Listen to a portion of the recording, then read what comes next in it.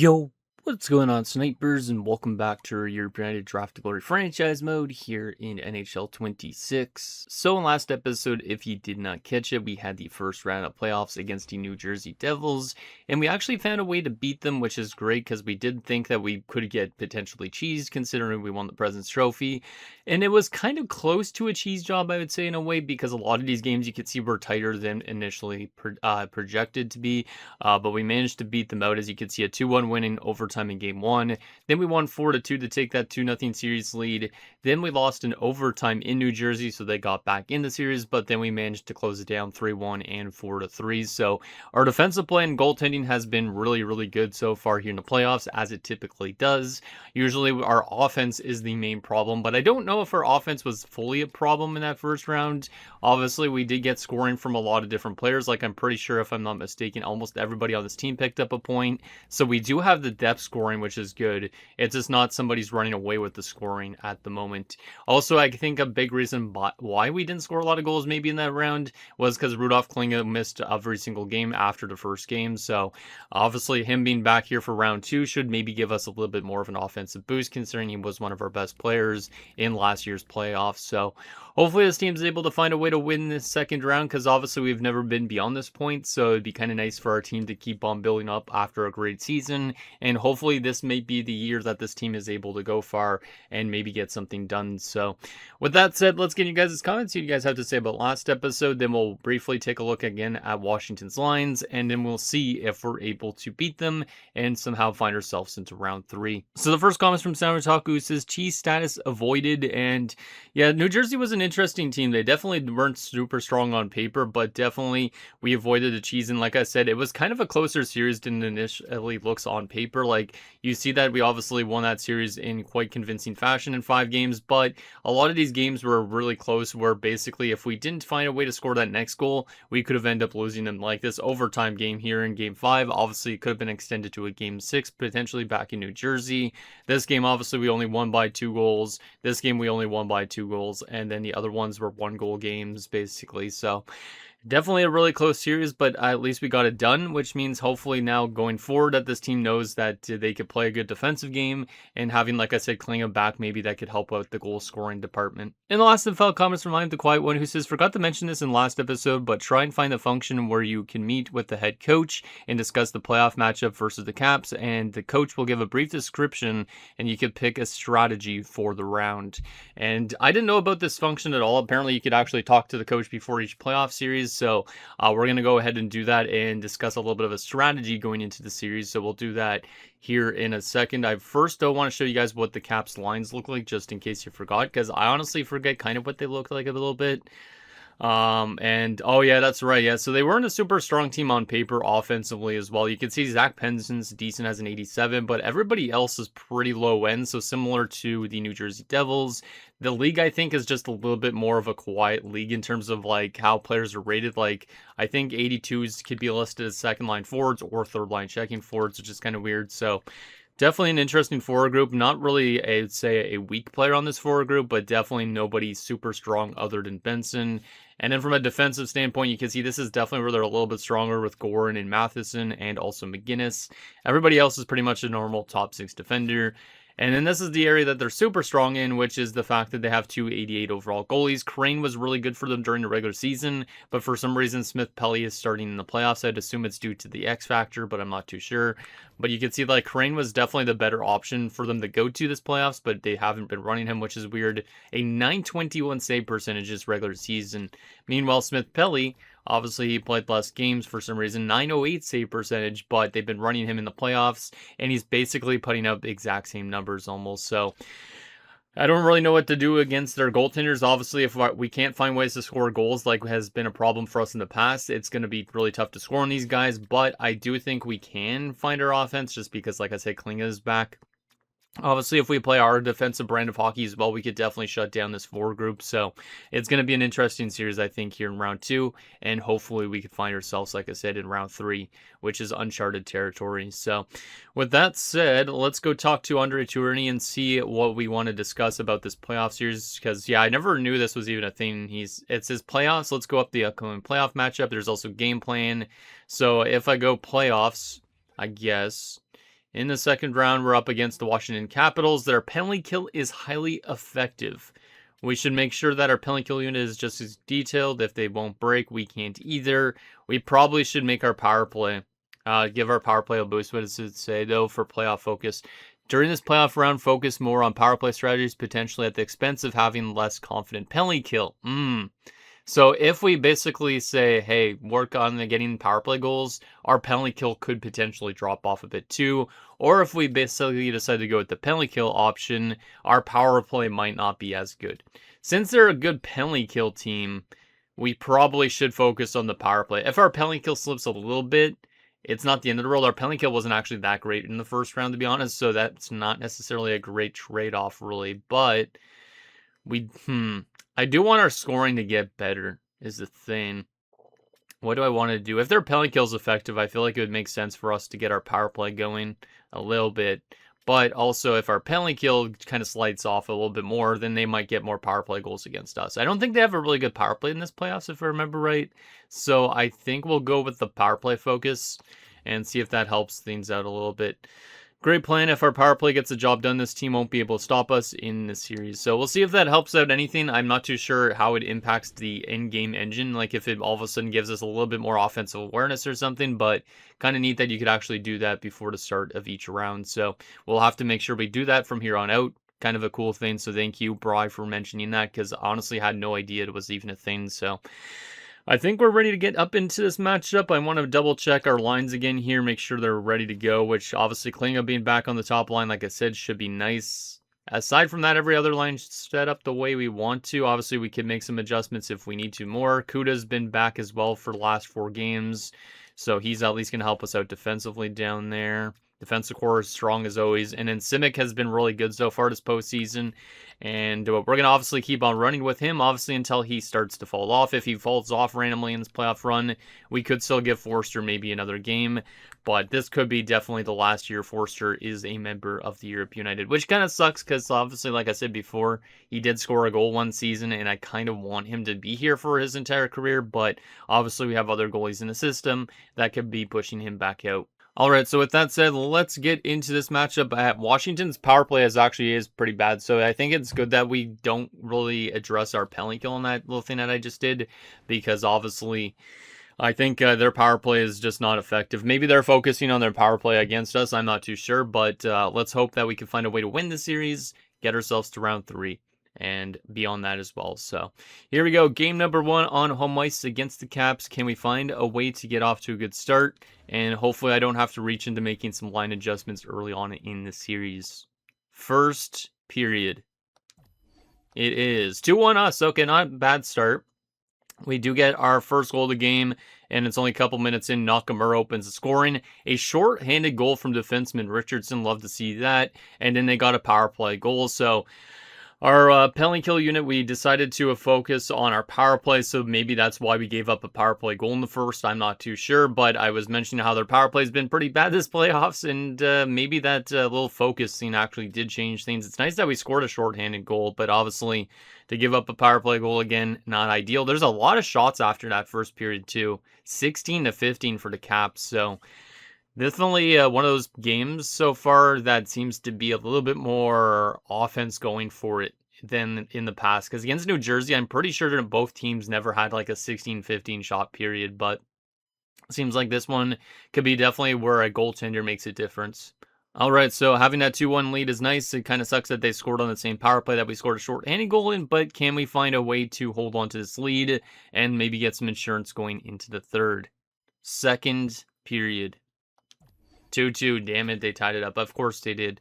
I always hated in franchise mode how you go up 2-0 and the other team somehow finds a way to get back into the game, but Goran ties it up, so that's their best defenseman. Shots are 25-24 in favor of us. It's been a pretty damn even game throughout 40 minutes. Let's have a good third period, and let's see if we can find a way to get that lead back potentially. Third period underway. Come on, boys. Hey, there we go. Pollock scores on the power play, so good to see our power play getting a goal. But then they answer back again, Cassian. This has been definitely a back and forth game so far. We're running away in the shots here in the third period, which is kind of crazy. Because it was close in shots, but now it's not. Another power play opportunity, but we don't score on it. Final few minutes here in game one, and we will be going to overtime in the first game of the series. So this could be a tight series. It could be a 7-game series based on how it's going so far.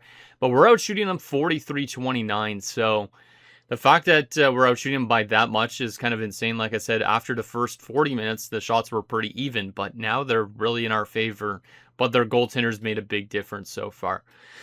So I would jump in and watch this, but it's only game one, so I'm hoping that somebody scores for us. Obviously, I don't feel good about it because of the fact that it's been back and forth. Like, we've had the lead 2-0, and then it was 2-2. We had the lead 3-2, and now it's 3-3. So I kind of feel like we're going to lose this game, but I hope that I'm wrong, and I hope that somebody on this team steps up and finds us a winner. Like, maybe Klinga has a goal in him since this is his second game back, or his first game back and second game of the playoffs.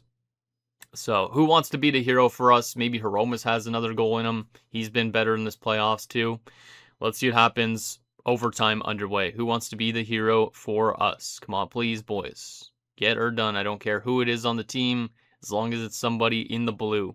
As long as it's somebody in the blue. Wow. Oh, there you go. Okay, I was going to say this game might go to double overtime, but a overtime winner, and it is Klinga. His first game back, he gets the overtime winner. We outshot them 48-34 as the German has given us a 1-0 series lead. Let's go. That's a huge win. That's a huge win. Definitely felt like they were maybe going to find a way to win against us, but a big goal from the guy returning to the lineup. Love to see it.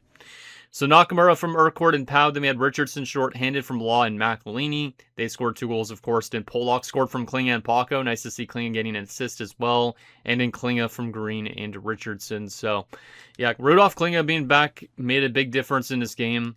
And hopefully he continues to do that going forward. 2 points. Richardson got 2 points as well. He had 7 shots on goal as a defenseman, and Klinga had 10 shots. So some guys were shooting the puck a lot in this one. And then Urquhart and a bunch of other dudes on 1 point as well. From a goaltending perspective, Simic posted a .912 save percentage.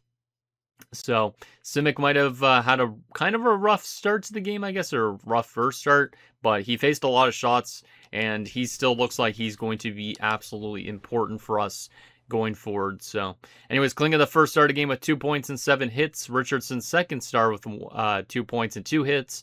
And then Nakamura third star with 1 goal and 2 hits. So Klinga was definitely very evident in that game with those 2 points and getting very physical and shooting the puck a lot. So I really like that. Hopefully he continues to do that going forward. But I feel like it's kind of weird because Hiromas was playing good when Klinga wasn't there. And now that Klinga's back, is Hiromas going to be more of a playmaker again or go more quiet? It seems like the two of them maybe kind of fight over the puck a little bit more than I expected when I initially drafted them. But at least we have a 1-0 series lead. Looks like we've been a pretty damn good overtime team for the most part. We've been to overtime 4 times already this postseason and won 3 of them. So looking decent. Obviously, it's only 1-0 series lead, but let's see if we can find a way to win this game as well on home ice before we head to Washington. So let's keep the team the same, and let's see if we could take a 2-0 series lead. See if we could find that offense again and maybe play a little bit better defensively in front of our goaltender. Then again, Simic was good in game 1, so it's not a huge issue, but let's find a way to get off to a better start defensively. First period. 1-0 us again. Powell opens the scoring, okay. I like that we're getting goals from like defenders as well, like Richardson scoring last game, Powell scoring this game. Like, it's been definitely a really good team effort so far as playoffs, which has been different than past years because past years, obviously, we've been lacking scoring. We kind of are still lacking scoring in a way, like we're not getting one guy that's well over point per game, but it seems like we're getting goal scoring from different people in different situations in our lineup, like shorthanded goals, power play goals, regular strength goals, or goals even from like the 4th line, the 3rd line, the 2nd line, or the 1st line. Like, that's what I really like about how our team's been performing so far. So if that keeps up, definitely it will help us win some games and some series. Shots are 11-6 anyways after 1 for us. We're up by only a goal. Can we find a way to get some more insurance? Second period. 2-1. Okay, so similar to the last game in a sense that we took a 2-0 lead. Powell scored again. So once again, another defensive goal. Kind of impressed with the defensive core in terms of its goal scoring ability. Obviously, it's got a lot of high end overall, so makes sense. And then Fisker Molgard gets the Washington Capitals on the board. Shots are 24-19, so fairly similar so far to last game, but the fact that we have the lead going into third is kind of nice. Can we find a way to get some insurance in this third period and lock this game down? Third period underway. Who wants to give us that next one? Of course they tied it up. I felt like that was the case again. They get 3 unanswered goals this time. That's what I was expecting from last game, as Riley and Lindstrom scored 2 goals 2 minutes apart. Do we have an answer to that? Come on, boys. I know we have the offensive punch. I know we do. It's been not a good third period for Simic so far. Can we find a way to tie this one up? The answer will be no, we can't, as Bancroft gets an empty net goal. And despite us winning in that first 40 minutes, our team falls apart and loses 4-2. That's not good. Like I said, when our offense kind of dries up, that's when we're going to start to lose games. And we only scored 2 goals on 37 shots in that one. So their goaltender definitely took over that game and then gave them an offensive capability to come back. That late goal, obviously giving it up right after we scored to make it 2-0, was a ball breaker. Then they scored 2 goals early on, and then they ended it with an empty netter. Yeah, that's not ideal. Not ideal at all. Looks like Law and Lee both had some penalties in the period. Actually, Law fought Matheson for them. Interesting. Any badly minus people in that game? It sucks that we lost a home game, though, because now we need to win a game in Washington for sure. A lot of -2 players in that game. 5 of them. And then goaltending, Simic had his worst game in a while, in 885.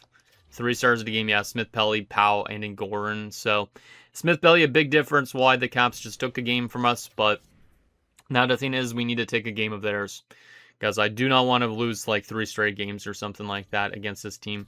Because the Caps are decent, obviously. They have some good goaltending, so if we have to go up against Crane at all at some point, if Smith Pelly decides that he doesn't want to play for them or something, but it's going to be tough regardless, because they are definitely a stronger team than the New Jersey Devils were. So, do I want to make any adjustments after a loss? Is the real question.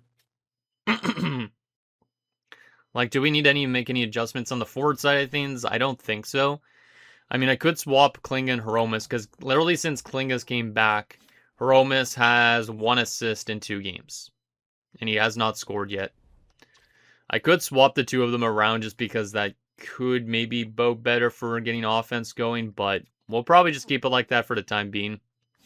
It's kind of too early to tell on that. Defensively, we could swap up the defensive core a bit, but I think it's good the way it is. We could make the chemistry good regardless with whatever we change. So we'll keep it fine for now, but we might change it later. And then Simic will still start, because if we look at Simic's game logs, you can see this is his worst game of the entire playoffs at this point. So far, he's been mostly posting like above 900 save percentages. This was the first time he had below that. So I think he'll bounce back. If he doesn't, of course, like I said, Forster could be on standby mode, but I'm not too sure if we'll get him into a game or not. But I think for now we'll keep up with this forward group, but if we need to, we could make some defensive adjustments in the bottom 6, get a guy that's more defensively minded in, like Miller or Nichols, and then maybe that could help something out if we take Mullen out, for instance. So that might be a play going forward, but we obviously got to see how we do first in Washington, because we're still the best defensive team in the entire playoffs, but our offense has been a little bit inconsistent at times. So, like, we do get the depth scoring, don't get me wrong, but we don't get enough goal scoring support. Like, we're only scoring, like, still at most 4 goals a game. We're not scoring more than that. All right, so with that said, let's get to Game 3. Obviously, back in Washington now. We need to find a way, like I said, to take at least one of their 2 games. So, can we find a way to win a game on the road and maybe build off at least Game 1? Game 2 was a bit of a weird one. We were winning 2-0 and fell apart, so let's hopefully put in a full 60 minutes in this game. First period. 2-0 us. Okay, good start. Klinga and Mullen. So I literally was just calling out Mullen as maybe a guy to take out of the lineup, but he scores in the first period. And good to see Klinga back in the goal scoring department again, too. Klinga's definitely been helping us out with our offense here in the series. Shots are 14-6 in favor of us, so that's a pretty dominant period. We're only up by a pair of goals again, though, which has been the case in every game so far of the series. So we got to be very careful that they could still come back. Can we carry that momentum over from this first period into the second period and find a way to shut it down in the third? Second period. Yes, we can. Okay, that's good to see. They did pull within 1 again, as they typically do. McGinnis scored, but then Nakamura and Klinga score both 18 seconds apart, which gives us back a 3-goal lead now.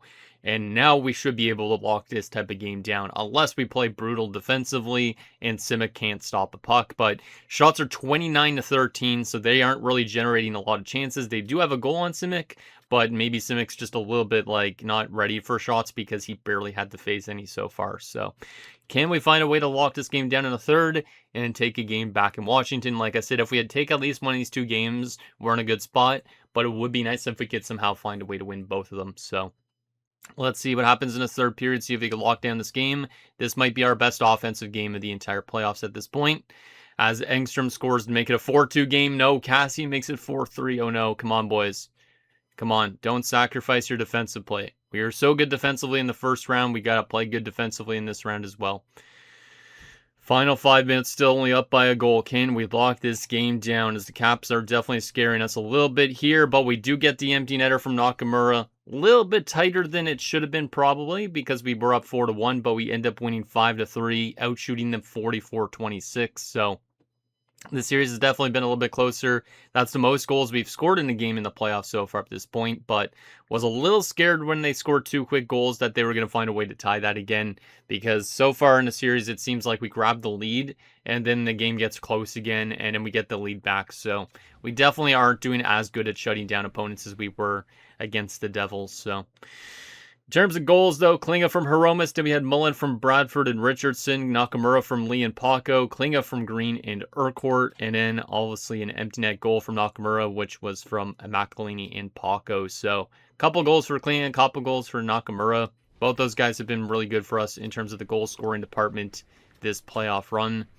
Klinga was a +3 with 6 shots on goal. Nakamura had 8 shots on goal too, so those guys were good. Paco had 2 assists, so a couple of the big players came to play. We do have a couple guys that were badly minus, like Rankin was -3 on that second line. McElhinney was -2, so that second line, even though Nakamura was good, was a little bit questionable on the defensive side of things, especially Rankin. So hopefully he's better next game, or else I might have to move him down to a third line role or something, just because -3 in 16 minutes or just over around 17 minutes isn't good. And then, yeah, Simic definitely had another tough game again, but the Caps definitely have more of a better offense according to New Jersey, so maybe that's why. At least we're still winning games, but I really hope that Simic doesn't just start to decline quite a bit, because I really hope that he can build off that first round still. Anyways, Klinga the first start, Nakamura second start, Engstrom the third. So far, Klinga has been a huge difference in terms of helping us win these games here in the series, so it's definitely good that he came back from injury already, because if he wasn't back from injury, we'd probably be in a bit of a series hole, I'm guessing, at this point. So let's keep the team the same. I know some people are lowering their morale because of ice time, but there's nothing I could really do about ice time right now, especially on the defensive side of things. I don't think there's really anything I could do, because defensive core, like, I could try and put Polak up higher, but then Urquhart will complain. Urquhart's probably leaving the team at the end of the season, I would assume. Yeah, Polak could be in the top 4 next season. Richardson maybe could get a little bit more ice time on the PK and stuff like that. But, yeah, there's not really anything I could do defensively to help out with the ice time there. I did see that Bradford was also losing morale due to ice time. The only way I could get him more ice time is if I actually used Fernandez as a center, which I guess his faceoffs have improved. So, I mean, I could maybe move Barrett down, but he's also a third-line scoring forward. So, for the time being, I think we'll keep it like that. But maybe at some point, we could go Fernandez down the middle. Barrett can move over down to the 4th-line center spot. Mullen can move to the left wing. And Kuda can move to the right wing. And then, yeah, Bradford, I guess, technically would have to, yeah, move into that 3rd-line spot. Yeah, that might not be a bad idea. We aren't going to do that yet, but that could be an option for us to play with. Also, we could move somebody up and move Rankin down, like I said, after last game, potentially. He's actually been really bad this playoffs. I didn't even realize that. -6 in 8 games with only a goal, so I definitely got to keep tabs on that second line going forward. Because if he continues to play like that, he's definitely going to get lower ice time. But for now, the team's winning, so I'm not going to change things. But if we lose this game and he's a bad minus player again, I might move him down to the 3rd line, because he's having a little bit of issues right now. Anyways, we do have a 2-1 series lead. Can we find a way to win another game in Washington? Can we find a way?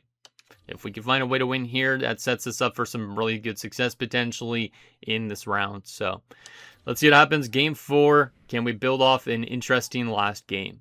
First period. 1-0 us. Okay, maybe we could get Simic back in net and are making some saves. Looks like he's been good after the first period. Nakamura scores on Crane, so the Caps have made a goaltending change to start now this game, which is an interesting one because obviously, like I said, during the regular season, Crane was their starter. Smith Pelly didn't become the starter in the playoffs, and it looks like they gave Crane this game, unless Smith Pelly got injured early into this game. I'm not too sure, but shots are 16-12 in favor of us. We're only up 1-0, so Crane is off to a good start for them, which is not ideal. Hopefully he's not in net for the rest of the series because he's definitely a tough goaltender to play against, especially during the regular season as we saw. But at least Nakamura has been shooting the puck really well. Can we find a way to get some more insurance in the second period so that this game is a bit easier for us? Second period. 2-1 Caps. Oh my goodness. We always score first, but then they always seem to have answers for us. Bancroft and Reichel score. I didn't even remember that Lucas Reichel was on their team. Maybe he was a dev forward that just put him to the lineup. I'm not too sure, but Bancroft has been really good for them in this series. I think he's got 3 goals against us. Shots are 31-22 in favor of us, but the difference right now is that Crane is in net for them. I really hope that they aren't smart enough to keep running Crane, because if Crane actually starts next game and other games, we're going to have a really big problem, because it's definitely tougher to score goals against Crane than it is against Smith Pelly. But we're only down by a goal going into the third, but obviously it would be nice if we were up by a goal. But obviously we could still come back and win in the third period if we could find our offense from guys like Klinga again. So can we find a way to tie this game up in the third and maybe find a way to win this somehow? Third period underway. Come on, boys. Just find a way to tie it up. Nakamura's been hot so far. Oh, fuck. Zach Benson scores 3-1. That's not good. There's still time on the clock, but then they make it 4-1. Our defensive play is lacking in this one a little bit here. And goaltending's lacking a little bit too. Simic's having a tough time keeping the puck out of the net. Kuda does score his first career playoff goal, but obviously it's a little too late, I think, at this point. And we're going to end up losing by a score of 4-2. Yeah, that's a tough one. We outshot them 44-33, but we don't get it done. The difference in the game, the fact that Crane was in net. That's pretty much it. And then the fact that they scored goals. I don't like that Crane is back in. I hope that Smith Pelly's back in next game for them because he's not as good. But Nakamura from Paco and McElhinney, and then we didn't score till the end of the game almost. Kuda from Bradford and Mullen to the fourth line. How was the plus-minus in that game? Looks like a lot of -2s. Mostly the top line, surprisingly. Huh. And then, yeah, an 879 from Simic. So Simic's had a couple of bad games consecutively. I could go to Forster next game. But, yeah, Crane might have been the difference maker now. And yeah, Crane played all 60 minutes. That's not good. The AI might have been smart and put the better goalie in now. And obviously that's going to be a hard thing for us to play up against. So, obviously we got to find a way to win on home ice. But I think I need to make some line adjustments. I think I'm going to give Forster this game because maybe Simic has played so much hockey that he's a little tired. So we'll give him a night off. Because he's had a little bit of a tough series, of course, which makes sense after how he played last round. But 3 straight games with a below a 900 save percentage. So I am going to give Forster an opportunity here. Because maybe Forster still has his old mojo in him. And then since we started playing a little bit bad defensively, I think what I'm going to do is make our fourth line a little bit better defensively. Was Bradford the one I scratched or Barrett before? I know I scratched somebody on this fourth line, or maybe I didn't scratch them. I thought I scratched somebody down here, but I can't remember who it was. Let's go Rankin there for a second. Barrett, it's only a 79. He was a def forward before 81 face-offs. Bradford's not even a face-off guy. I could take Bradford out of the lineup, but he's not been minus. Barrett isn't minus either. It's only Rankin that's really badly plus-minus. We can move Fernandez back to center like I was mentioning before. Yeah, I think I'm going to take Barrett out of the lineup and get Bradford back with Fernandez and Law. And we'll take Barrett out for a game just to make our fourth line a bit more defensive. We'll put Miller in. How's Mullen been defensively? Even 0-3 points is nice in 9 games, but I could make this fourth line just appear on shutdown line. So I think we're going to scratch Mullen for a game as well and give Nichols a game. That way our fourth line is all two-way forwards. And they all have probably better defensive stats. Kuda doesn't have the best defensive awareness, but he's got good shot blocking and stick checking. So I just want our fourth line to be purely defense. And then if we could find a way to win this series, we could obviously get Barrett and Mullen back in because they could help us out with the offense. But I just don't feel safe really having a fourth line that has some snipers and playmakers in it because I think that will basically make us concede more goals. So I'm hoping that fourth line could help shut down like a top line of the Caps. And then from a defensive standpoint, let me look at the plus minuses on the defensive core. Looks like the top pairing is the worst almost in plus minus and the top 6. So we are going to make a swap with Urquhart and Lee just to change things up a bit. And then we will also... We'll keep the rest of it the same, even though that top 6 pairing likes to complain about their ice time a bit. Yeah, that should be fine. All right, so that's what we're going to do in terms of adjustments. Fernandez will actually be in his natural position. He probably won't win a lot of faceoffs, but at least his faceoffs are not as bad as they used to be. I could actually maybe move him into the top 6. Rankin's defensive awareness is actually pretty good, but he's still been the worst defensive player for us this postseason. Looks like he was a plus player last game, but he's been a minus like 4 still in the series. So we could move him down if we want to, but I think for now we'll keep him in that spot. Just because obviously if he's lower in the lineup, he might become more of a defensive liability. So I think that's good. There's also options we could call up from the AHL if we really want to. But I think right now, obviously, we're not in a bad spot that we don't need to do that. Like, we could call up Henry to help us out defensively on that fourth line if we want to as well instead of Miller. But I think for right now, Miller's okay. I do actually like Edgar Miller. He's been a pretty solid player for us. Obviously, bounced around between NHL and AHL, but we know that he's a good, like, shorthanded defensive player from what we've watched. His plus minus obviously might not show that, but I think he's been a solid defensive option for us when he's played. So we will give him a chance, and then Nichols hopefully could also make an impact defensively down there too. If they score goals, it'd be great too, but obviously defense is the first most priority for that fourth line. So with that said, we head back to home ice. Obviously, it's Game 5. It's a 2-2 series, so like I said, this could be a 7-game series, and so far it's trending that way. Obviously, if we could find a way to win this, though, we could find a way to maybe close them out in their home building. So this is an important game for both teams. Whoever wins this will be 1 win away from the conference finals.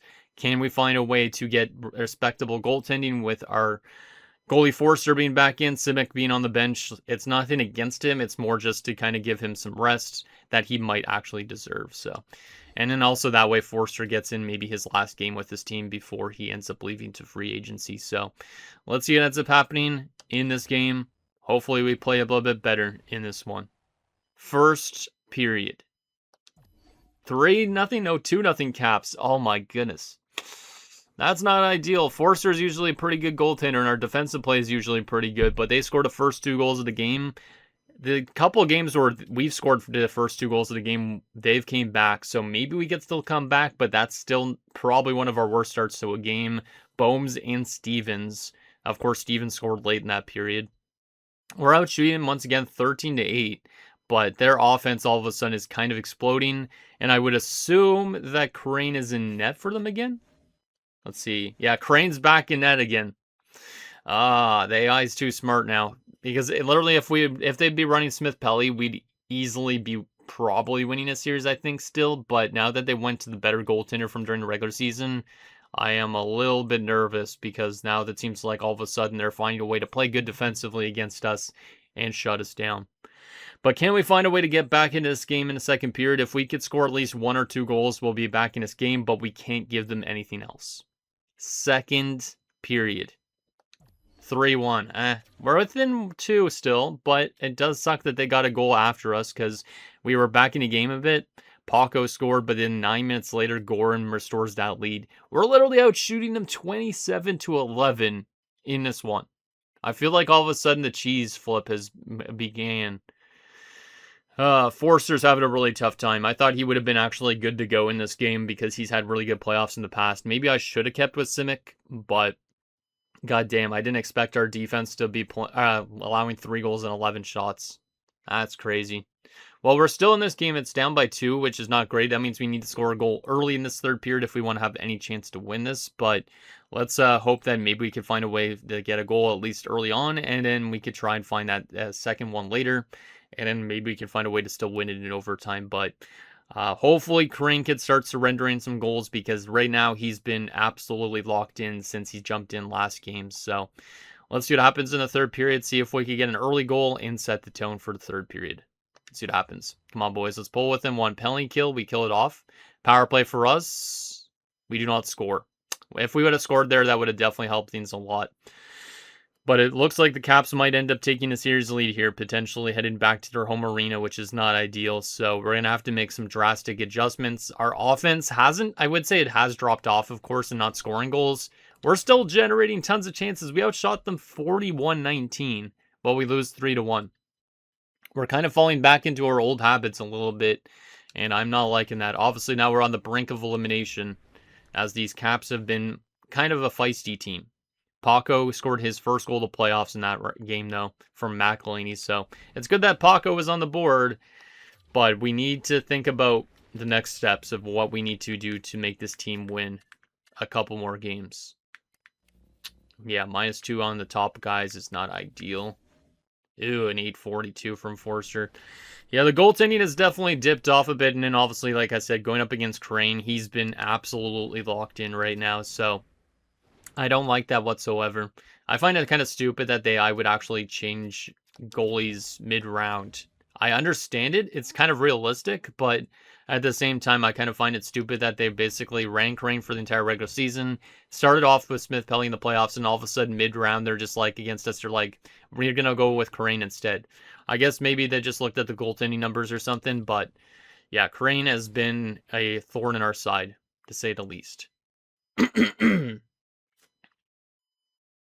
All right, so we are going to make some adjustments, and I think we got to make some drastic adjustments just to try and flip things on its head a little bit.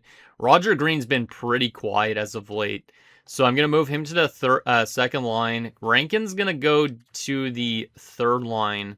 I'm going to go with Fernandez top line, maybe, for fun. Sure.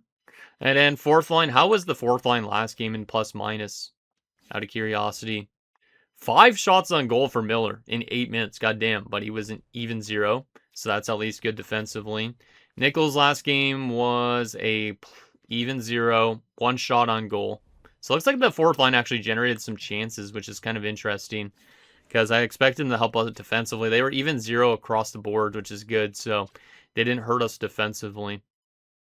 But I feel like our offense needs to come alive a little bit too. So even though we were just good defensively in that game, I am going to put back in the original guys into this lineup. So we're going to get Barrett back in here. Barrett's going to go... I guess Barrett could play in the same position. We'll go Kuda still on the right side, and then Mullen will come back in on the left side. We're just trying to find a way to get our goal scoring. Hopefully this doesn't sacrifice defense too much. And then our defensive core, we're going to still go with back to Lee and Paco, but I am going to swap the bottom 4 defenders. We are going to swap Pollock in Urquhart, and that way it's maybe a little bit more balanced. I'm not too sure. And Simic will come back in net for sure, because he's technically still been the better of the 2 goalies, even though both goalies have actually sucked these last few games. All right, so I think that's the adjustments we're going to make. We could call up somebody from the AHL if I really want to, but I don't think calling up Berkowitz right now, calling up Henry, calling up Mahalik would really make much of a difference. Henry definitely won't bring us offense. He'll bring more physicality if we put him in. Berkowitz could bring some offense, but I don't really think... He's a playmaker. I don't think he would really need his offense that much. And in Mahalik as well, same thing. These guys all probably will make the NHL next year, but... And then defensively, I don't think I need to call up Ullman to shut things down a bit. You know he is a good DFD. And of course, from the goaltending perspective, I mean, I could just randomly call up an AHL goaltender and see if they could find a way to get some wins, but I don't really know if that's necessary. Because I would probably prefer Coach to stay in the AHL just still in the year at least, and then next year he could be our NHL backup or something like that. So yeah, it's been a weird playoff so far. I don't really know what to expect. I don't know if Fernandez being on the top line really makes a ton of sense, but we're just trying to put these lines in a blender and get something going. Also, Horomis has been very quiet still this round. And like I said, I think it's just because he's playing with Klinga. Like, he's been pretty bad the last 2 games as well. So maybe we'll actually move Horomis also down to that second line, even though it negates that +1. And we'll try Nakamura top line because Nakamura's been a lot better. So, yeah, we'll try that out. Klinga, Fernandez, Nakamura, Horomis, Green, McElhinney. Just because, like I said, I think Hromis and Klinga working together, basically one of them shoots the puck a lot more. Like, if we look at the last few games for these two guys, Klinga, obviously, his plus-minus hasn't been good the last two games either, but you look at, like, his goal-scoring ability in that one game there, and that game, like, he shoots the puck a lot. Does he take away shots from Hromis? Let's take a look at how much shots Hromis is taking in these games. He's taking a decent amount of shots, but nothing crazy close to Klinga's. So, yeah, I don't really know. I don't really know if those two work well together or not, but we're going to roll with this and see if it's good enough to help our team win this game. Because if we win this game, obviously, we get it back to a Game 7 back on home ice. But obviously, it's going to be tough because we're on the road. Can I talk to the head coach about Game 6 out of curiosity or what? Let's see. Game plan. Let's go with that. What is this? Coaching style. Scheme fit. Speak to the coach about ice time allocation. Preferred lines. Huh. I guess we'll go with nothing else, but I just wanted to see if there was anything I could talk to him about before the game. It'd be interesting if you could talk before each game and just be like, hey, maybe you should focus more on getting more shots to the net or defensively, but whatever. Anyways, we're on the brink of elimination after what has been probably still our best playoff run to date. Can we find a way to force a Game 7? If we force a Game 7, obviously we got to put it all on the line on home ice if we do that. So let's take it one period at a time. And it'll be a real-time simulation, of course, because we're on the brink of elimination. Can we find some good goaltending in this game? Because obviously we haven't had good goaltending in the series probably since Game 1, I guess. Yeah, probably since Game 1. Because the goals again, or the save percentage has been pretty bad on the goaltenders. So, come on, Simic. Show me that you were really good first rounds and that you could force a Game 7. Let's see what happens. This is nerve-wracking. Come on, boys. Let's get off to a good start. And let's get our offense going early. Maybe Nakamura has some goals in him since he's on that top line now. Maybe Klinga has some more in him. Maybe some of the other guys will score. Fernandez scores a goal. We moved him to the top line and he scores a goal in the game. That's good to see. Obviously, he's been more on the third line for his entire career. So I guess a little bit elevated ice time will help him out a bit. And we are going to have a 1-0 lead after the first period. All right, that's good. But once again, Crane has kind of kept his team in this game. Shots are 9-8 in favor of them. So far, a little bit of a goaltending showdown. Can we find a way to get some insurance in the second period so it's easier for us going forward? Because obviously we know the Caps can score goals in bunches. Second period underway. Come on, boys. Give me insurance. Maybe Hromis has some goals in him because he hasn't scored in a while. Because if Hromis starts scoring, that could definitely help us out a lot. So I would like to see him score some goals, not just pick up assists. Penalty kill. We killed off. Okay. Good job, penalty killers. Final few minutes of the second period, and Klinga scores. Let's go, Klinga. That's a big, big goal at this point as my voice is trying to die on me. But Klinga has been absolutely huge in the series. He's definitely been the motor that has been driving his team so far in the second round. Shots are 23-19 in favor of Caps. If we could play good defensively for just 20 more minutes, we could force a Game 7 back in our home building. So let's play good defensively. And if you could get an insurance marker, that'd be great, just because I'm still a little bit nervous. Let's see what happens. Third period underway. Third period's underway, and we get that insurance marker I was asking for. Polak makes it 3-0. Lee makes it 4-0 on the power play, but then they get on the board to make it 4-1 as Steven scores again. But the good thing is, though, the time is winding down the clock. There's another insurance marker, another defenseman. It's Lee again, 5-1. As we found our offense and we're playing good defensively. As Crane has a bad game. And we will be going to a Game 7 back on home ice as Rankin also scores. So we put the Lions in a blender, and we had our best offensive game of the entire playoffs. We outshot them 34-30, and Simic has returned back to his good goaltending ways as well. That is a great game. Obviously, we still have to win Game 7, but definitely some really good promise in that game. And this is officially the furthest this team has ever gotten, because I don't think we ever got to Game 7 round 2 before, so that's at least good, but I really, really want to get to the conference finals. So hopefully this team arrives in Game 7 as well. Anyways, Fernandez from Klinga and Nakamura. We had Klinga from Richardson and Fernandez. Polak from Hromis and Barrett. Lee from Rankin and McElhaney. Lee from Paco. And Rankin from Bradford and Lee. So a great third period from Lee helps us win on the road. 3 points, 2 points for Fernandez, Rankin, and Klinga, and then a bunch of guys on 1 point. Great depth scoring across the board for our team. Only like 6 guys, I guess, on our team without a point, but everybody was plus except for Roger, which is kind of surprising. And then from a goaltending perspective, Simic has back to his good numbers at 967 save percentage. And looks like this team has found itself again, hopefully. Now, after you usually have a really good game like this, usually your team doesn't score a lot afterwards, I feel like sometimes. So I am a little bit skeptical that our team's going to barely score goals in Game 7. But maybe we'll find a way to still win a game like 2-1 or something like that. Anyways, lead the first star of the game. Simic second star. Klinga the third star. I think we'll probably keep the lineup the same, because that was basically our best game of the playoffs, I think. Goal scoring wise, at least defensively, goaltending, like everything came together in that game. So I don't think we really need to make any adjustments, but I'm going to double check things just to play it safe. I don't think I'll make adjustments, but Crane in net, obviously we need to find a way to consistently score goals against him, because we can't go too long without scoring goals against him in Game 7, or else he's going to help them out a lot more. So, yeah, since moving Fernandez up back to the top line or something, he's actually better. Like, he had a 2-point game. And you could see literally when he was down in the bottom 6, he had not picked up points since Game 4 against New Jersey. So, I think and eventually down the road, we should probably have him in a top 6 role. The thing is, it's kind of tough to get him in the top 6 when everybody here is pretty much locked up. So, I really hope that we could give Fernandez a lot more power play time going forward. Same with guys like Rankin and all that, but I think we're going to run the same team again for Game 7, because I don't really know what else I could do. I think splitting up Polak and Richardson could have helped things a bit, maybe. And obviously Simic coming back to good numbers again. Because, like I said, his numbers like in the playoffs have been usually pretty good, but he had 3 straight games where he was below 900 save percentage, so we gave him a little bit of a rest, and he's came back good. So hopefully he's still rested for Game 7, and we're ready to go for this one. So let's keep it the same. Let's keep it the same.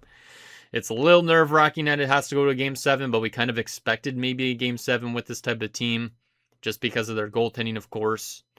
It says Crane's going to start this game again, too, so we're going to have to go up against Crane again. It's going to be a goaltending showdown, potentially. Can we find a way to win in 7 games, despite it being a really weird series where they had the series lead, and now we are trying to find a way to win it, so... Last round, or apparently Tampa actually beat Detroit in 4 games. So we're still the only series left that went to Game 7. Nashville swept Winnipeg, and Calgary took out Edmonton in 6 games. So if we win this game, we will face off against Tampa. If we lose it, of course, Washington will. So can we find a way to build off last game, or is it going to be like what I said, after you score a lot of goals in one game, you're not going to score a lot in Game 7? Let's see what happens. Come on, guys. We're in front of our fans, too. We got to play good here. Adam Benak, even though he plays now in Columbus, he's definitely watching from the press box because he's still a fan of this team. Let's see what happens. See if we could find a way to get it done. Maybe Dave Antonio is watching as well from the press box, even though he plays in Boston now. But let's hopefully get some good results here. Hopefully get some good results here. As they open the scoring, not ideal, and they score again. Oh, no, it's like that. Exactly what I was saying. That your offense doesn't show up in the Game 7 so far. But we do get a goal. Rankin scores. Okay, that's good. We're back within 1. Just got to keep it like this, guys. So don't got to basically sacrifice your defensive play. So Rankin gets us a power play goal, but Bancroft has been definitely a big player in the series for the Caps. They're up by only a goal so far after 20 minutes. Shots are 13-10 in favor of us. This is a absolutely crucial period. We get that next goal, obviously it would be huge for us. If they get that next goal, it would be huge for them. We need to find a way to make sure this doesn't get out of hand. Second period underway. Can we find a way to tie this game up? Let's see what happens. Penalty kill to start the second period. It's a long penalty kill. I don't know who took the 5-minute major. Now they have a 5-on-3. We kill off the penalties, despite that lasting half of the period. Now we have some power plays of our own, but we don't score. Final few minutes. Come on, boys. And we will be going to the third period down by a goal. I got to look at the penalty summary on that, because that was a long-ass penalty kill, but I'm glad we killed it off. So there was a lot of penalties apparently in that period, so that's why. But if we go to the beginning of that period, it looks like Bradford took a penalty. Then Bancroft fought against the law. Then Klinga had an interference penalty. Then Barrett took a penalty. Then Urquhart had a penalty. So these 3 guys were all in the box at the same time. Actually, Law would have been in the box probably still too at this point, I think. And then Polacek got an elbowing minor for them. And then Stevens took a penalty. So a lot of penalties in that period. Little bit undisciplined, but obviously we're still within 1. I think since this is a Game 7, I know this episode's already 51 minutes long. I think we're going to jump in and watch the entire 3rd period and see if this team can find a way to win.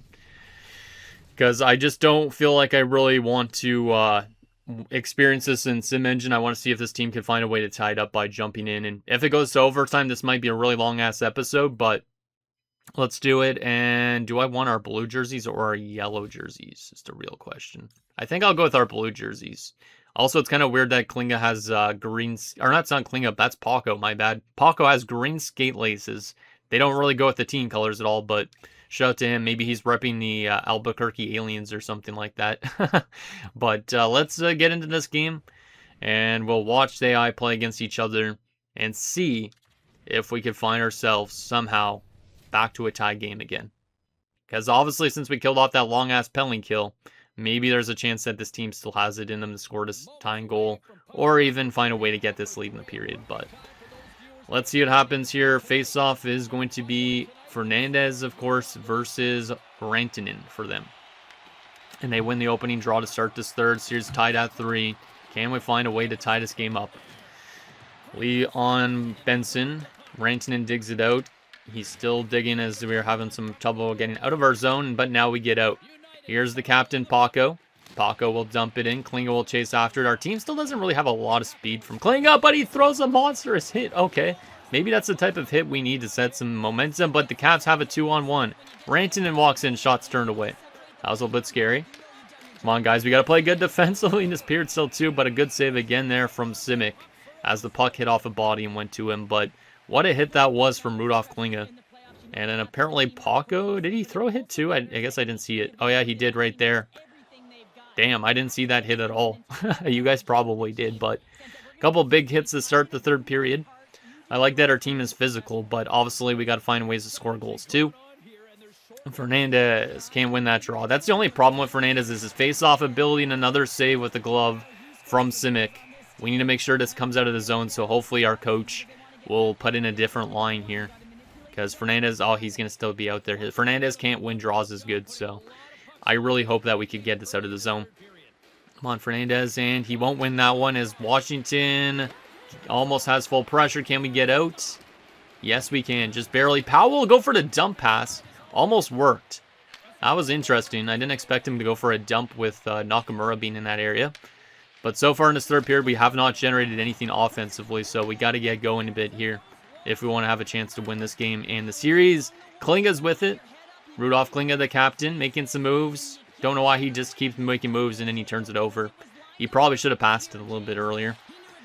Come on, guys, play some good defense here. Bohms is turned away as well by Simic as they still almost have pressure. It said that was apparently a great shot, which I don't think that should even give any boost to their, momentum, but whatever. But yeah, our team is definitely physical. This Fernandez apparently threw a big hit too. It's good to see that we're throwing the body because, like it said, that maybe that gets the crowd into the game a little bit more. But we have still no shots in this period, so we got to get out of our own zone and we got to start putting some pressure on them. Roger's out there, so we got the second line out there of Roger, Hromis, and McElhaney. And we win the draw nice. Polak gets over to Green. Here's Roger throwing it over to Powell.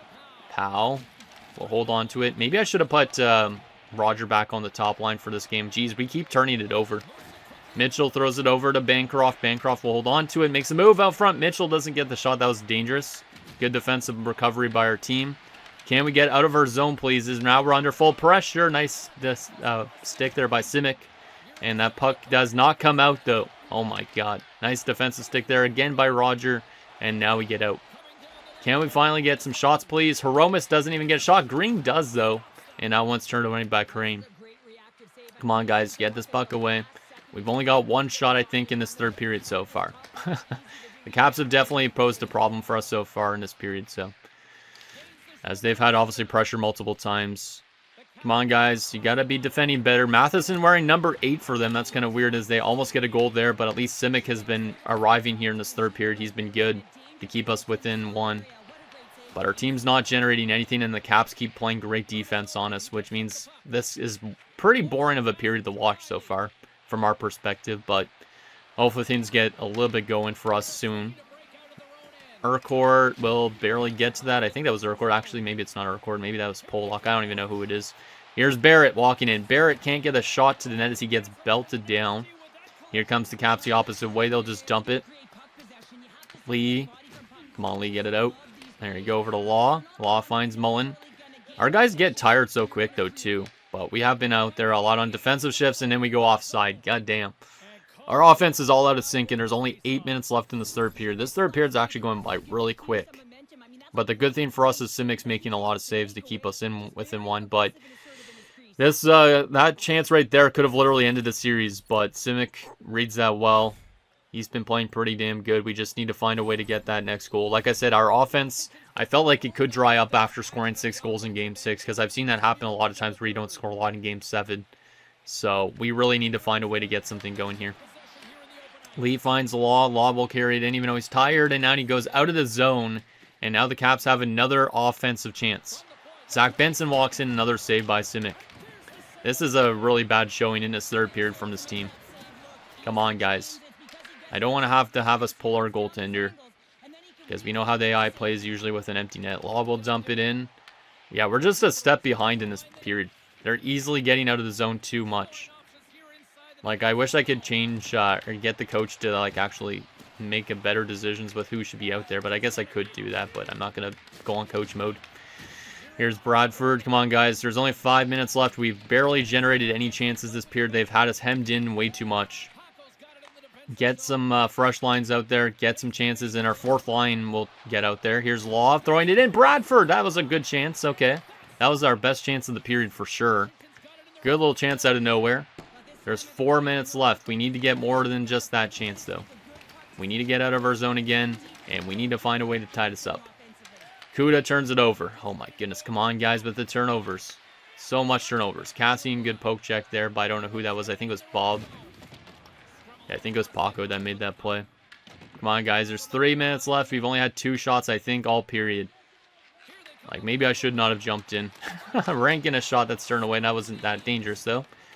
As now we're going to get on to the forecheck a little bit, but we can't hold it in. Now we do. McElhaney finds Kuda. Kuda in. Shot is turned away. Now we're starting to generate some chances, but we're down to almost the last minute of play already. Jeez, this third period literally flew by like a friggin' eagle. Holy moly. Polak finds it into Hromis. Over to Kuda. Kuda will carry it in out front. That pass doesn't get through as we're into that final minute now. Holy crap. How is it already the final minute? I should have made this like a full 20-minute period. And there's a cross-checking penalty coming to Lucas Reichel with 50.9 seconds left on the clock as we were going back into our own zone. And that's a bad penalty from their assistant captain. Does give us a power play to try and tie this game up late. The real question is, can our power play actually generate anything here? Obviously, we did put a focus on our power play before the start of this round, so maybe it'll work in-game a little bit too. But we have Rankin out there with Fernandez and McElhaney. We put our second unit out there for some weird reason, but maybe they have the tying goal in them. And we might pull the goalies soon too. Nakamura's shots turned away. McElhaney finds Rankin. Rankin walks in. His shots turned away. Loose puck's in the corner. Rankin's got it again. Rankin. Over to McElhaney. Over to Fernandez. Over to Lee. He shot. It's turned away. Lee gets it back again. It's turned away. Couple grade A chances for Europe as Europe is pushing here late. Trying to tie this up in Game 7. They dump it down. Nakamura's got to get to this, but he's got no speed. Oh my goodness. If he could have got there first, that would have been nice, but he could not. But now we got possession back. 18 seconds left on the clock here in Game 7 of Round 2. Lee finds it to Rankin. Rankin shoots it. That's turned away by Crane. And we'll get maybe one more face-off here with 11.3 on the clock. Oh my goodness. I hate that we're in this predicament. It's been a really inconsistent second round, but come on. Aklinga's out there now. We have our top unit out there. That's good. Green wins the draw clearly. Paco goes for the shot. Doesn't get through. Kling shoots. He scores. Let's go, Roger Green. I don't even know how that came out. I didn't even see that shot fast enough, and I just saw Dave in the crowd too. 8 seconds left in Game 7. Roger with a big goal. We were getting badly outplayed this entire third period, and then they took a bad penalty. Great shot blocked by that defender of theirs, but the puck comes right back out to Roger Green, and kind of a weaker shot, but Rogers been kind of quiet in the series, so for him to score this goal is huge. And we might be going to overtime here in Game 7, which means this episode might be over an hour long. Oh yeah, it's already over an hour long based on my recording, so this might end up being an episode for the ages, or who knows what ends up happening, but that's a big goal from this team, and I was not expecting it, like I said, with how we were playing early. Tourney's happy, the players are happy on the bench, as Game 7, some good work from our power play with the net empty too. I don't know if Roger was the extra attacker or not, but regardless, huge goal there. As Rogers up to 3 goals in the playoffs. And the shots are now even. Damn. Some good forecheck too. All right, final few seconds left of this third period as we're tied at 2. Here's Rantanen driving in. Fernandez takes it away, and we head to overtime in Game 7 in Europe. As we get a late goal there, Paco's blast blocked by Polacek, and then Green finds it with a good battle in front, and Crane can't get it on the glove side. All right, well, I don't know what to expect from overtime, so let's jump to overtime. If this episode ends up being like a 2-hour-long episode, it is what it is, but hopefully it's not one of these like 3 overtime type of games. But let's see what ends up happening. Fernandez versus Rantanen again on the draw. Hopefully we can actually generate some good chances in overtime. Because obviously, like I said, we started off the third period really badly. Matheson's shot might have just hit the post already from the Caps, goddamn. But here comes Fernandez the other way. Yeah, I think their first shot literally got deflected and went off the post, so gotta rub that post if it is. Nice pass over there. Kling got a chance on the backhander, and Crane makes a big save, so that's a good chance early for us as well. And we're out shooting them, so yeah, that shot they took definitely hit the post. As Carter Stevens deflected it in front. See, they got a blast here from Matheson, who's wearing Ovechkin's number. And that just hits off the post. Simic does not see the deflection. Doesn't have a lot of eyes in this play because there's so much bodies in front. But Stevens deflects it with basically 4 guys in front. We're lucky that hit the post. Maybe that's a sign of things to come, but let's find a way to win it. Because that post has kept our season alive. Fernandez again on the draw. Come on, Fernandez. You got to win a face-off here, man. And he does. Paco will shoot it. He scores! Paco, let's freaking go!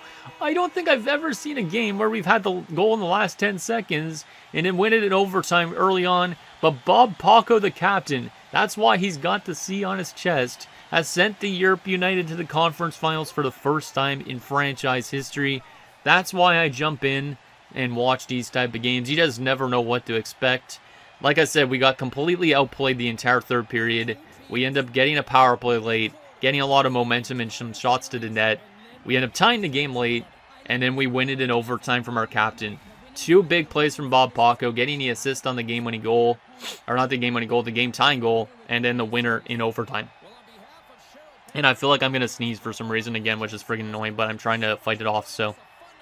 Goddamn. Wow.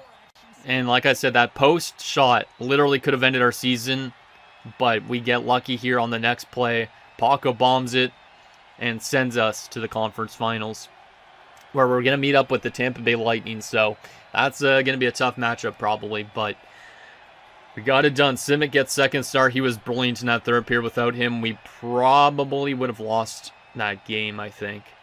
And then, of course, first star is probably Paco, I'm guessing. Nope, it is going to be Paco. 2 points and 3 hits.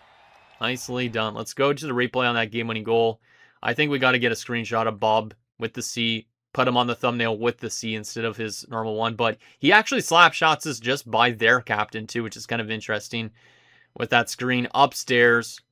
Bob Paco's been a proven goal-scoring defenseman, and that is the biggest goal in franchise history probably up to this point. And of course, he just has the basic ass celebration. Their captain is right there too, like I said, that being Zach Benson. But we got to get a good screenshot of Paco that I'm going to basically crop out a little bit and get on the thumbnail, I think, instead of the current one. Because Paco is probably like one of my favorite players in the series easily. So what a goal. And also shout out to Roger for getting us to overtime as well, of course. But an absolute cannon drive from Paco. Boom. Who got the assist on that goal, I guess? Face off. Oh, it was Fernandez, right? Yeah. Fernandez had some big games, too, in the series. And, yeah, this team is happy. Let's get another screenshot of Paco, too, maybe, if I can.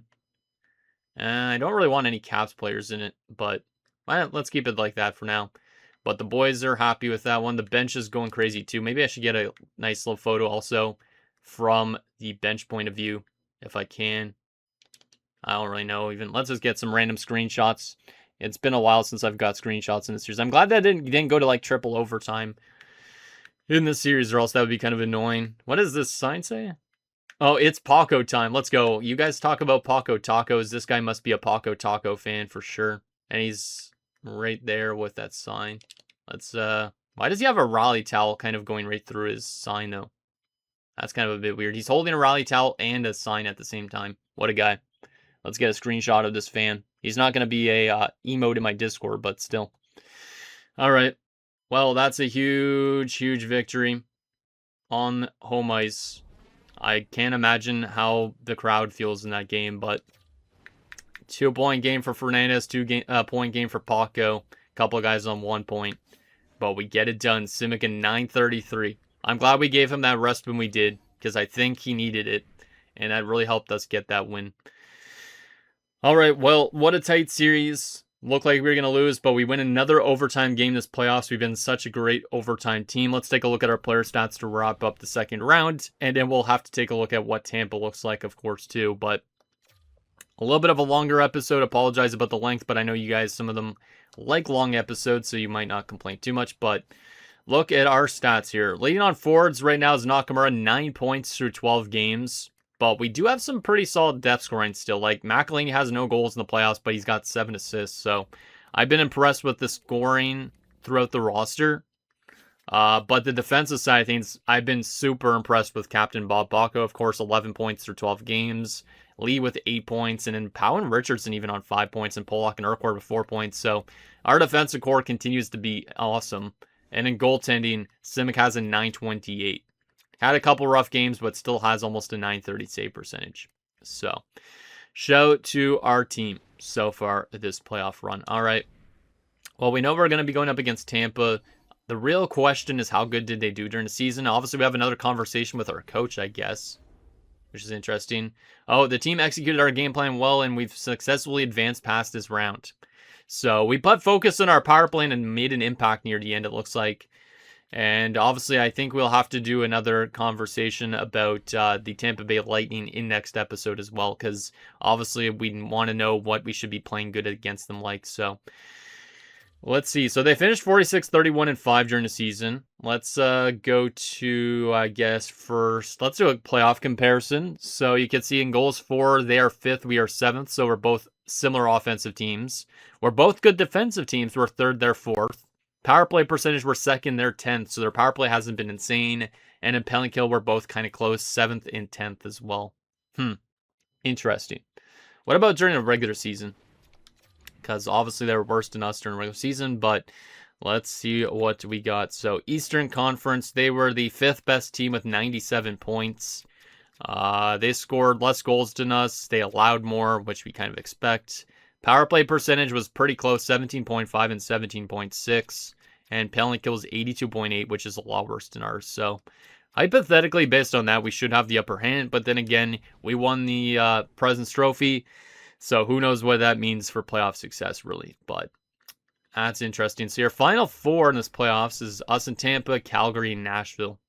Oh, of course it's Nashville. Oh, no. I'm a little bit worried if we have to go up against Nashville in the finals.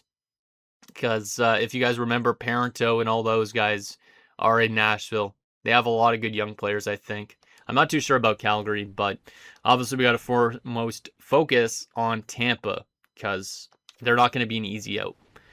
Let's see what Tampa is running. So, first line, Esa Iokala. 30-year-old, top 6'4", 86 overall. Benjamin Kindle's there. And Philippe Krause. I feel like I remember Philippe Krause because is he an... he was in Nashville at one point too. Interesting. Yeah, he's American. His name almost makes me think he's a German, but I guess not. Second line has Jonathan Lekiramaki, Sean Conacher, who's only 21. So it looks like Tampa drafted kind of high up a couple of years back. And then there's also Nicholas Ahinen. Third line has Donald Cooperman. I think Donald Cooperman was a guy eligible to us, maybe. Right? No, Canadian, never mind. Daryl Silverthorne and Hudson Manlow. All right. Fourth line has Christian Tomarins, Zane Dice, in Jermaine Jackson. Jermaine Jackson literally sounds like a football player name. But interesting forward group. Definitely probably the strongest forward group we've seen so far, because they have like multiple guys above like an 85. But it's still not crazy when you have a 75 and a 77 on your fourth line. From a defensive standpoint, they have Hugo Degg. I think I remember this guy in the draft class as well. He's won a Stanley Cup. When did Tampa win? 2036, 37. So I guess they won a cup of the last 3 years. Damn. That's not great. Spike Phillips. Oh, no, that's not good. Spike Phillips is a great OFD. We've seen him up there in defensive stats. Yeah, I'm not looking forward to being up against Spike Phillips. He's pretty good. They also have Stefan Dufresne, Aiden Wakabayashi, Nicholas Threffel, and Miko Vico. What a name. So, a good top two. The rest of it, a little bit weaker. It is kind of weird that a 79 has an X factor, but he is a top 4 defensive prospect that is still growing. And then from a goaltending perspective, 2 78s. That might be cheesy. Hjalmarsson's a 78. He's got a 924 save percentage in the playoffs. And then Evan Gardner, who is a 78 as well. Not played a playoff game yet. From a scratch perspective, they don't have the best depth options. Landon Kwiatkowski, Brian Brower. Yes, it is that guy. I thought it was that guy. I'm surprised he made the NHL. If you guys remember, there was a medium elite enforcer that was drafted by Detroit. I guess he found his way somehow into Tampa. And he has made the NHL, which is good to see, but he's only played a couple, like 68 games by the age of 30. He has picked up some points, which is surprising too. Not the most physical enforcer in the world, but still kind of cool to see that he's actually made the NHL. Because I did not think he was going to make it for a long time because Detroit had a lot of depth to it. I know Tyler was wondering about him before. And then Robert Halverson is also there as a depth forward. So depth is a bit weak. They do have a good top line. Solid offensive core, I would say. Defensive core, they have a solid top 2. Aside from that, it's kind of a bit more average. And then the goaltending is well below average. But they do simulate good. So that's going to be interesting to go up against this. He's had good career playoffs according to this, based on the HL too. Interesting. Yeah, I'm not too sure what to think about that whatsoever. I know that that some people are going to mention, hey, see, a 78 overall goalie could get you to a conference finals, but I don't care. I don't care. Even if he's a 78 and 88, whatever he is, I don't care what kind of goalie I have in my net, as long as it's a goalie I like. So there's that. Anything else I want to take a look at before we end this episode? I don't think so, because it's already been really long. So anyways, guys, that's going to do it for this episode of Europe United Draft to Glory franchise mode. So in next episode, we'll take it to the conference finals for the first time in franchise history as we take on the Tampa Bay Lightning. If we can find a way to get 4 more wins, this team will go to its first ever finals. And obviously, it's taken a long time to get to this point, but I'm really happy that our team has actually made it to round 3 this year. Obviously, it was really close near the end, but lucky for us, we have a good captain like Bob Paco. Send something down below, and I'll see you guys next time.